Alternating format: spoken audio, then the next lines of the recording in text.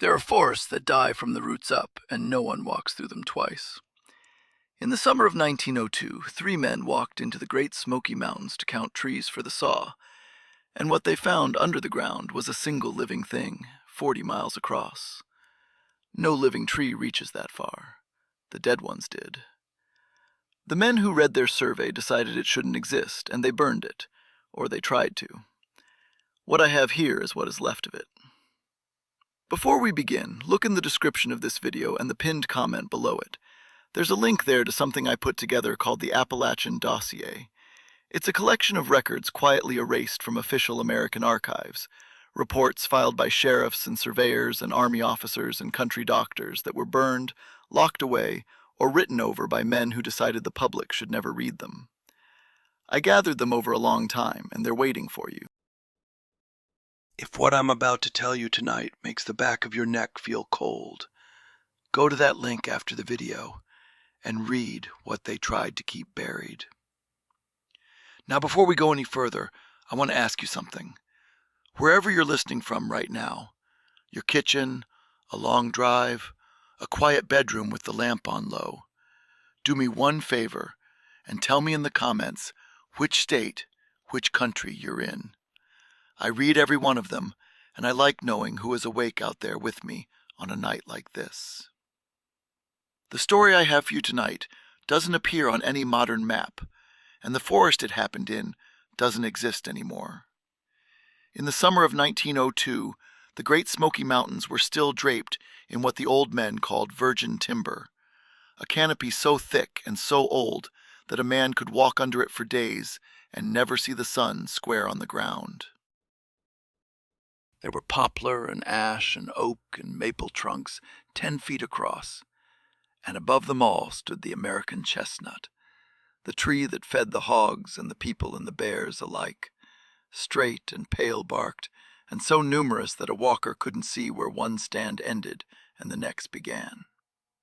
That forest had survived uncut for one reason, which was that the ground was too steep and the rivers too small to float the big trunks down to any mill. The trees had outlived the axe by being too hard to reach. That was about to change.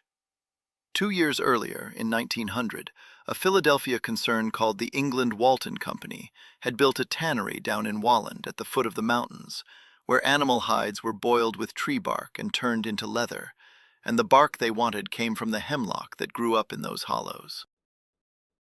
Lumbermen had begun buying cutting rights and sending men ahead of the saws to walk the ridges and count what was worth cutting, because a man with a notebook and a good eye could tell a company whether a whole valley was worth the cost of laying rail. The Smokies were being measured for the first time, and the men doing the measuring didn't know that the ground they were walking had already been measured by something older than they were. What I'm going to tell you is taken from a survey that was carried out that summer and then ordered destroyed, and from one page of it that wasn't destroyed.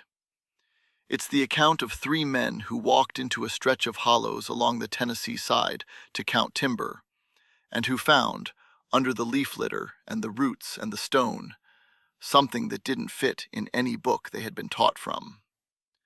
The men who read what they wrote decided it shouldn't survive them.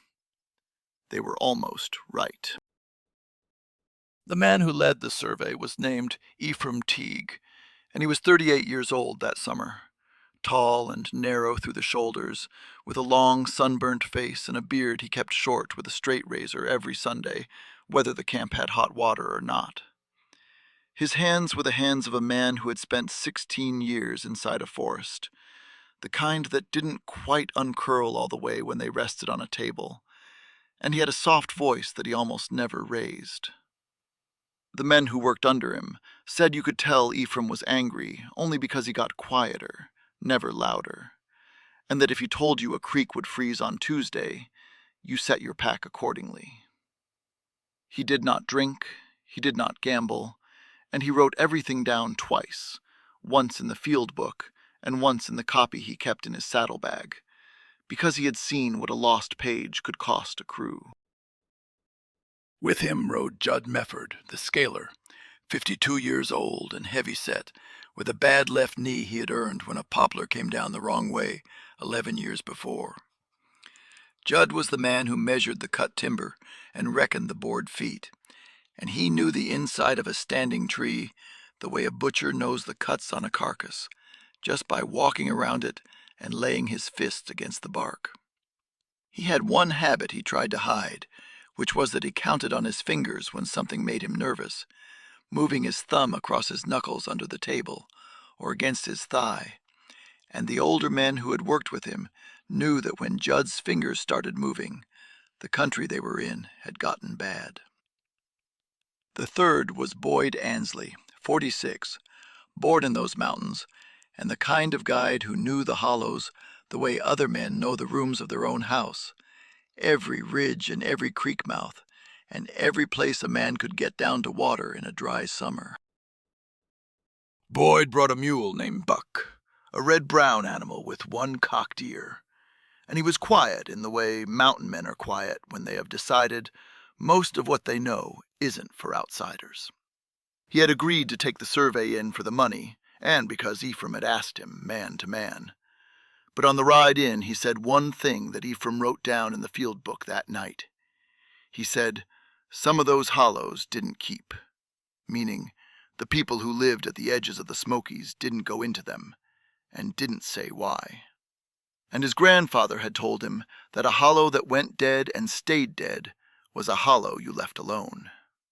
Ephraim wrote it down because he wrote everything down, and then he closed the book, and they went in. They crossed the first ridge in the gray light of an early morning, Buck loaded with the chain and the staff and the boxes of stakes, and the going was hard the way it's always hard in that country, straight up through laurel that grabbed at a man's boots, and down the other side into a hollow where the creek ran cold and thin over yellow stone. Ephraim was looking for the good timber, the tall, straight chestnut and the thick poplar that would tell him whether the valley was worth a railroad, and he was reading the canopy the way he always did, slow and patient, letting the trees talk to him before he opened the book. Buck stopped at the tree line of the first stand and wouldn't go forward. The mule planted his feet and dropped his head, and then, without any sound from the trees or the wind, he backed away 3 steps and stood with his one good ear turned toward the dark under the canopy, and he wouldn't look away from whatever he was listening to. Boyd said something low to the animal and put his hand on his neck, and Buck didn't move. Boyd didn't make him. Ephraim walked in on foot, and what he found was a stand of chestnut, maybe 40 trees, that should have been in their prime and were dead. The bark had sloughed off the trunks in long gray sheets and lay in curls at the base, and the ground under them was covered with red-brown needles where there should have been green, and the branches stood bare against the sky like bones picked clean. There was no wind scar on them, and no fire black on the bark, and the blight that would later take the chestnut had not come to these mountains yet. At the base of the nearest trunk, where the roots went into the ground, resin had beat it up in slow amber tears, the way a live tree weeps when something is hurting it from below. Ephraim put his hand on the bark, and it was cool and loose, and came away in his fingers. And underneath it the wood was soft and white, and streaked with the kind of rot that smells like wet bread. He stood in that dead stand for a long minute, and he didn't say what he was thinking, which was that he had never seen chestnut die like this, in a pocket, all at once, with no mark on them but the mark of something working out of sight. He took out the field book, and he wrote down the location and the number of trees, and the words, dead pocket, cause unknown. And he marked it the way a careful man marks a thing he doesn't understand, which is to say, he wrote it down exactly and moved on. Boyd was already walking back toward the mule, and he didn't offer to help with the stakes, and when Ephraim asked him if he had seen this before, Boyd only said that his grandfather had told him about hollows that went dead and stayed dead, and that he had not believed the old man until now. They made camp that night on a ridge above the dead stand, and in the morning Ephraim went back down into it alone with a mattock and a hand trowel, because a man who writes everything down twice isn't the kind of man who can leave a cause unknown sitting in his book. He chose the nearest dead chestnut, and he dug down at the root collar, working the trowel under the bark and into the dark earth where the big roots fanned out into the ground. And what he found there stopped his hand for a moment. Under the bark, threaded along the roots and packed into the spaces between them, were black strings, thin and flat and shoelace long, that ran out from the dead tree and into the soil in every direction. He had seen root rot before, every cruiser had, but this wasn't the white mycelium of a stump fungus sitting in one place and eating one log. These were organized. They ran in lines, under the bark and then out under the leaf litter, and when he followed one with his fingers, it didn't end at the root of the chestnut he had dug. It ran on, under the ground, toward the next dead tree, and the next. And when he scraped the leaves back between two of the dead trunks, he found the same black strings running through the soil like buried rope. Judd came down with the measuring chain, and the two of them opened up the roots of 3 dead trees in a line, and Judd laid the chain along the threads where they ran between them, and reckoned the distance, and what he found was that the strings connected trees that stood better than a 1/4 mile apart. No root of any single chestnut reaches a 1/4 mile. No root of any tree in that forest reached half that. Judd counted on his fingers while he said it, and this time he didn't try to hide it, because the numbers were wrong, and he knew it. Root rot kills a tree and it sits in the stump and it spreads a little, maybe a foot or 2 in a year, and it doesn't lay a line from one tree to a tree a man can't see from where he's standing. He knew it from stumps that were cut and left a decade before, still putting out threads into the ground around them, and he told Ephraim that the book said a rot like this could live on in a dead stump for 50 years, feeding on the wood it had already killed, and that it could take 20 to 50 years to bring down a single live tree, choking it a little at a time from the roots up. That was the part that sat wrong with him. A thing that moved that slowly had no business reaching a 1/4 mile in any direction, and it had no business being this organized, and it had no business connecting trees that had been dead for years to trees that were only just starting to die. Ephraim sat back on his heels in the leaf litter, and he looked at the black threads running out under the ground toward trees he couldn't see, and he wrote down what he had found, and under it he wrote a line that he didn't know yet was the first true sentence of the survey.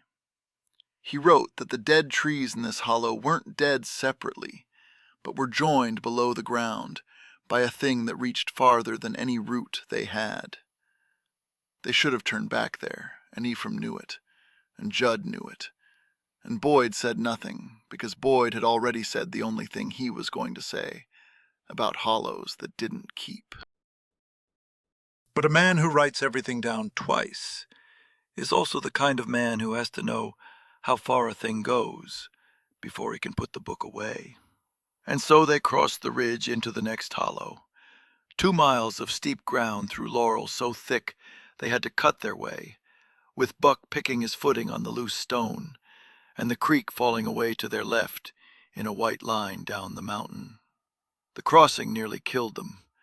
The ridge dropped off on the far side into a shelf of wet rock that tilted toward the creek, and Buck was halfway across it when his hooves went out from under him, and he slid toward the edge with the chain and the stakes shifting on his back, and for 2 seconds the mule was sideways on the rock, with his forelegs over the lip, and nothing below him but the creek and a long fall. Boyd was on the lead rope, and he threw his weight back and dropped to his knees and held, and Ephraim grabbed the load, and Judd grabbed the mule's hindquarters, and the 3 of them held Buck on that rock by hand, while the animal scrambled and found his feet and pulled himself back onto solid ground. They sat on the rock afterward, and no one spoke for a while, and Boyd put his face against the mule's neck and breathed, and Ephraim looked at his hands and saw they were shaking, and he wrote nothing down for the first time in the trip. When they came down into the second hollow, it was a different watershed, a different creek, separated from the first by 2 miles of ridge and stone, and there should have been nothing in it that knew about the first. But the trees at the lower end were dead. The same chestnut, the same sloughed bark, the same red-brown needles on the ground. And when Ephraim went to his knees at the nearest trunk and scraped back the leaves, the black shoestrings were there, packed along the roots and running out under the soil in the same organized lines. He walked the ridge between the 2 hollows, and he cut a thread at the top where the ground was bare, and he followed it. It didn't break. It ran down through the stone and the root mat and into the second hollow, one continuous line from the dead trees they had found 2 days before to the dead trees they were looking at now. Judd said it out loud then, the thing they had both been carrying since the first hollow, which was that this wasn't a forest sick in pieces. It was a forest sick in one piece. Root rot doesn't cross a ridge. Root rot doesn't run 2 miles of stone and laurel and come out the other side still connected to itself. Boyd was standing at the edge of the dead ground with Buck, and the mule wouldn't step onto it. And Boyd said his grandfather had told him that the dead places in the mountains weren't separate places.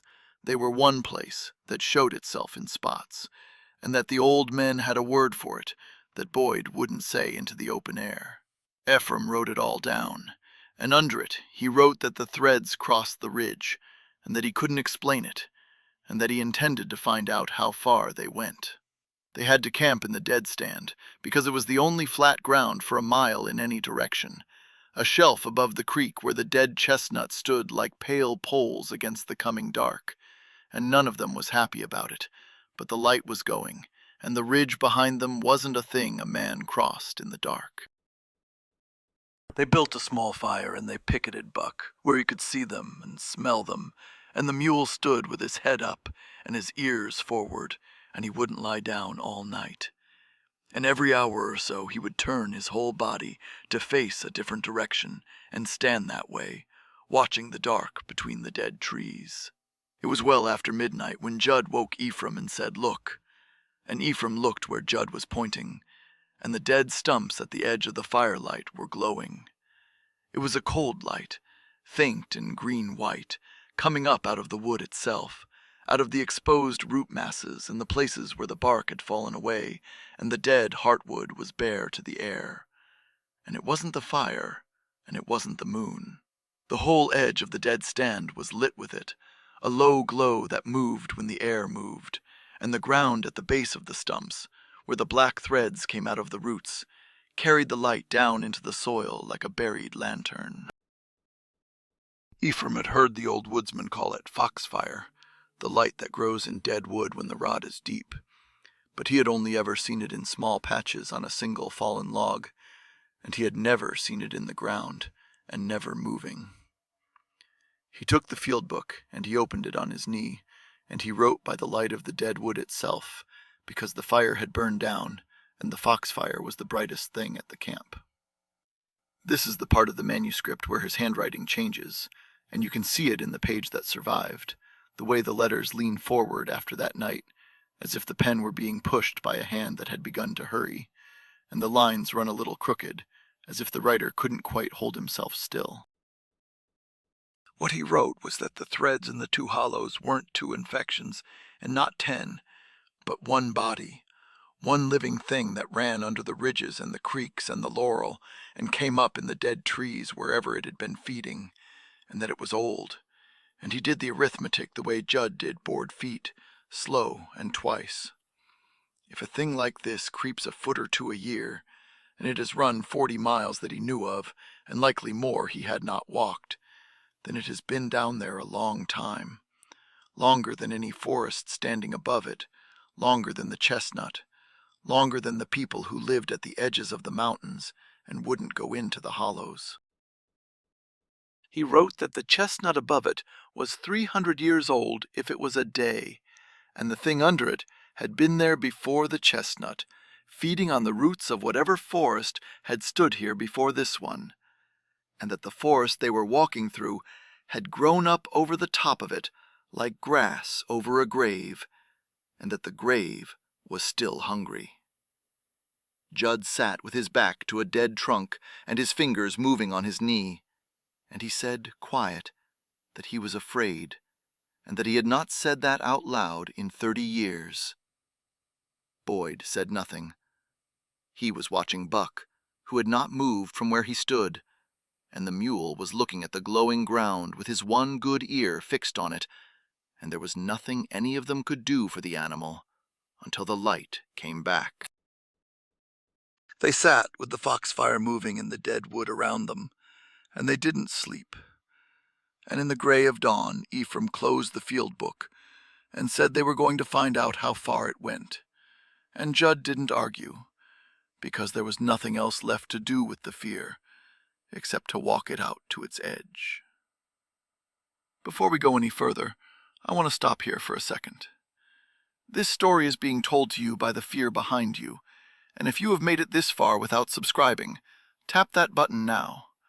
And if you're hearing this on a channel that isn't ours, someone has taken our work without permission, and I would ask you to report it for us. Now let me get back to the survey. This is the part of the account where the survey stops being a count of timber and becomes something else, and it's the reason the men who read it later decided it had to burn. What they found in the next 9 days is the part I'm going to tell you now. They spent the next 9 days walking the ridges and following the threads, and the work was slow and hard, and it ate at them, because the country was steep, and the dead ground didn't lay itself out in a neat line. It showed itself in pockets, separated by miles of living forest, where the canopy was green and the chestnut was healthy, and nothing looked wrong at all. Ephraim would mark a dead stand on the survey map, and Judd would chain the distance to the last one, and then they would walk a half day through good timber and think it was over, and then they would drop into another hollow and find the same dead chestnut, the same sloughed bark, and under the leaves the same black strings running out of the ground toward the next ridge. On the 5th day they nearly lost Judd. He was digging at a dead root on a slope above a creek when the ground under him gave way. Not the topsoil, but the root mat itself, which came loose in a sheet because the threads had eaten through the roots that held it to the hill. Judd went down the slope on his back, with the mattock spinning away from him and the dirt closing over him, and he only stopped because a living poplar caught him across the chest at the creek edge. Ephraim climbed down and pulled him out, and Judd sat in the creek and coughed and held his bad knee, and didn't speak for a long time. When he did speak, he said the ground had let go under him like something had meant it to, and Ephraim told him it was the rot in the roots and nothing more. And he was lying to the man, and he knew it, but the lie got them both back up the hill. By the 9th day, Ephraim had the dead stands marked on the survey map, in a line that ran along the Tennessee side of the mountains, and he and Judd sat on a ridge in the cold, and laid the chain out along the marks, and reckoned the distance the way a scaler reckons board feet, careful and exact, and twice. The connected dead ground ran 40 miles, ridge to ridge and hollow to hollow, one body under all of it, feeding on the roots of the forest, and killing the trees above it 1/4 mile at a time. And it had been doing it long enough that the dead stands at the oldest end were nothing but pale poles standing in their own litter, while the ones at the newest end still had red needles on the branches. 40 miles of living forest, and under it one thing, joined to itself in the dark. Ephraim wrote the line that night at the fire, and it's the line that survives in the page I have, written in the leaning hand that started the night of the foxfire. He wrote that beneath these mountains are roots that spread for 40 miles, and that no living tree reaches that far, and that the dead ones are all of them joined to one another below the ground, and that he didn't know what to call it because it wasn't in any forestry book he had been given, and it wasn't in any book the guide had named from his grandfather. The survey was no longer a timber count, and he wrote that he didn't know what it was. This is the part of the account where the men who sent the survey into the mountains decide what to do with the men who carried it back out, and it's the point where the record stops being a survey and starts being a problem. That decision is the reason you have never heard this story before tonight. They came out of the mountains by way of the Little River Valley, and they met the government man at a logging camp at Walland, a man named Lattimore, who had come down from the Bureau of Forestry in Washington to collect the survey. In 1902, there was no Forest Service. That name wouldn't exist until the Transfer Act 3 years later. But the Bureau of Forestry was already in the business of knowing what timber stood where and who wanted to cut it, and Ephraim's survey had been ordered through them and would be read by them. Lattimore was a small, clean man in a city coat, out of place in the camp, and he sat at a table with the field book and the survey map spread in front of him, and he read them in the lamplight, while Ephraim and Judd ate, and Boyd stood at the edge of the firelight with Buck. Lattimore read the whole book through, and then he read the page with the 40-mile line a second time, and his face didn't change. He didn't ask what the thing under the mountains was. He asked who else had seen the survey, and whether copies had been made, and whether the guide had been told what the marks on the map meant. Ephraim said the copies were in his saddlebag, and that Boyd had not been told anything because Boyd already knew more than all of them. And Lattimore nodded and said that the survey would be taken, and that it would be burned, and that the men would be paid for their work and for their silence, and that the cost of their talk would be higher than the pay. Ephraim argued, the way a careful man argues when he has written everything down twice and doesn't intend to see it burned, and he said that the thing under the mountains was real, and that it was killing the forest, and that a survey existed to say what was true, whether the truth was convenient or not. He said the lumbermen would cut those hollows either way, and that the men walking in with cross-cut saws had a right to know what was under the stumps they were standing on, and that a government that burned its own survey to keep a price steady was a government that had decided its timber was worth more than its people. Lattimore heard him out, patient and still, and then he said the thing that men in his position have always said to men in Ephraim's position, which was that what was true and what the public was told were two different matters, and that a 40-mile living thing under timber that men with money intended to cut wasn't a fact that could be allowed to walk around loose in the newspapers. He took the field book and the map and the copy in the saddlebag, and he left the money on the table, and he rode out, and the survey was burned, or it was meant to be. Ephraim sat at the table after Lattimore left, and he didn't touch the money for a long time, and Judd took his knee and went to the bunkhouse, and Boyd loaded Buck and rode up into the mountains without saying goodbye to either of them. What none of them knew, and what Lattimore didn't know, was that Ephraim had made a third copy of one page, the page with the 40-mile line, and that he had folded it inside the family Bible in his saddlebag before he ever came down to the camp, because a man who writes everything down twice will sometimes write a thing down a third time when he suspects it's about to be taken from him. What happened to the forest after that's a matter of record, and you can read it in any history of the Smokies, though you won't read what was under it in any of them.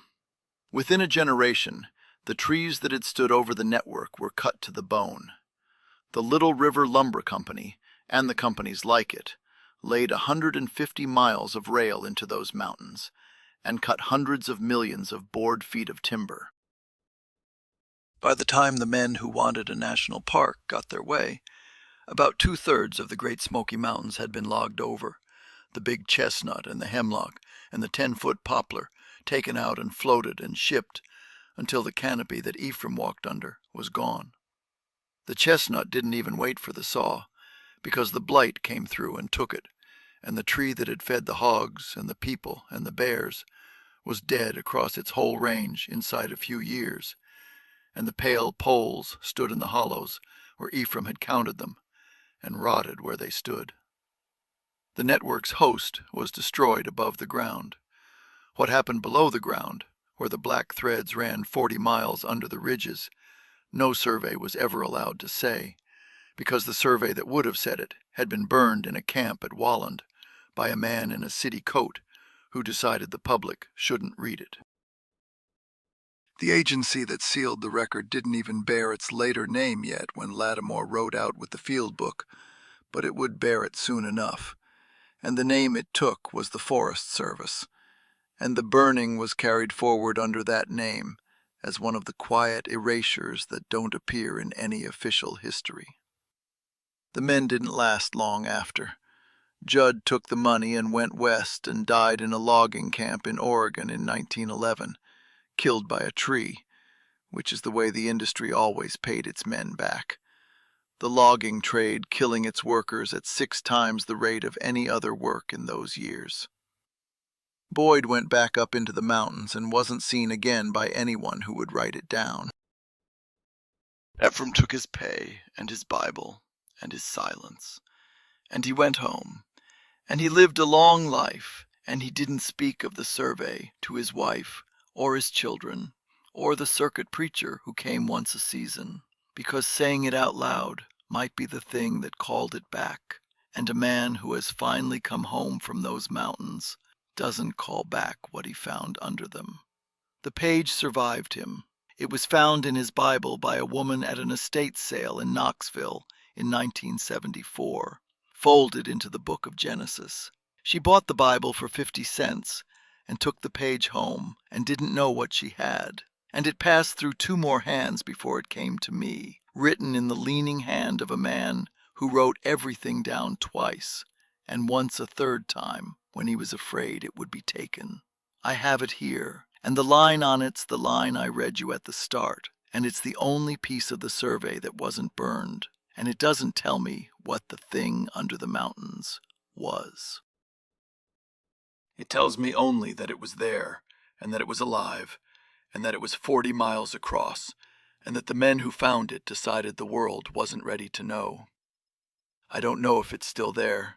The forest above it isn't the same forest, and the chestnut that canopied it's gone, and the hollows where Ephraim dug have been logged and grown back, and logged again, and made into a park that millions of people walk through every year without knowing what was measured under their feet. The thing under the ground may have died when its host trees were taken, or it may have gone quiet the way an old thing goes quiet when the country above it changes, or it may still be there, 40 miles of black thread running under the ridges, feeding on whatever the new forest puts down to it, patient, the way only something that measures its life in centuries can be patient. What the survey says is nothing, because the survey was burned, and the page I have only says that it was. The page sits before me, the handwriting leaning forward, like a man hurrying toward something he couldn't see. What grew under that forest never made the books, and what's still down there under the Smokies, I can't tell you, because the page doesn't say. If you're still with me, tell me in the comments where you're listening from, the town or the road if there's no town. I read every one of them.